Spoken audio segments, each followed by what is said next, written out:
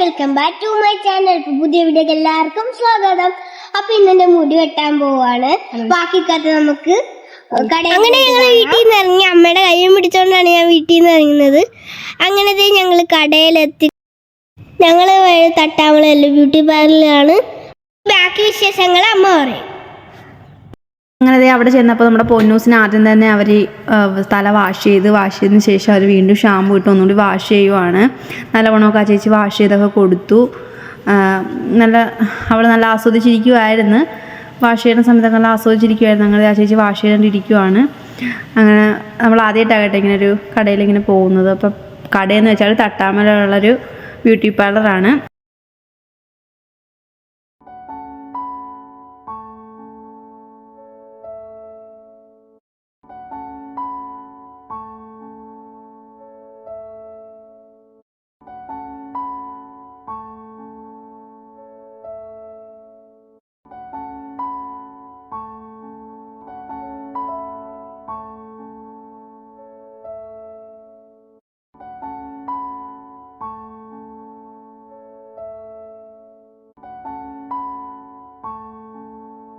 അങ്ങനെ പൊന്നൂസിൻ്റെ തലയൊക്കെ വാഷ് ചെയ്ത് കഴിഞ്ഞ ശേഷം ആ ചേച്ചി മുടിയിലെ വെള്ളം പോകാനായിട്ട് കെട്ടി വെച്ചു കേട്ടോ. അങ്ങനെ കെട്ടി തോർത്തിയൊക്കെ എടുത്തു. പിന്നെ പൊന്നൂസിനെന്ന് വെച്ചാൽ മുടി കുറച്ച് നീളം ഉണ്ടായിരുന്നു. നമ്മൾ വെട്ടാറില്ലായിരുന്നു മുടി.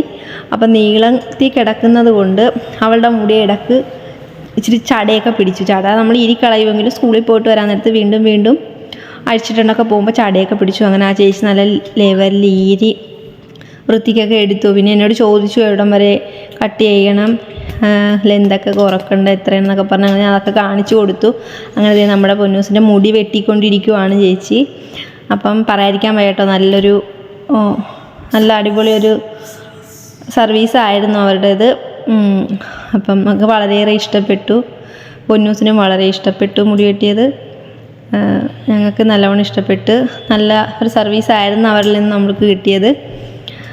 അങ്ങനെ അവിടെ ഫൈനൽ ലുക്ക് നമുക്ക് കാണാം എങ്ങനെയുണ്ടെന്ന്.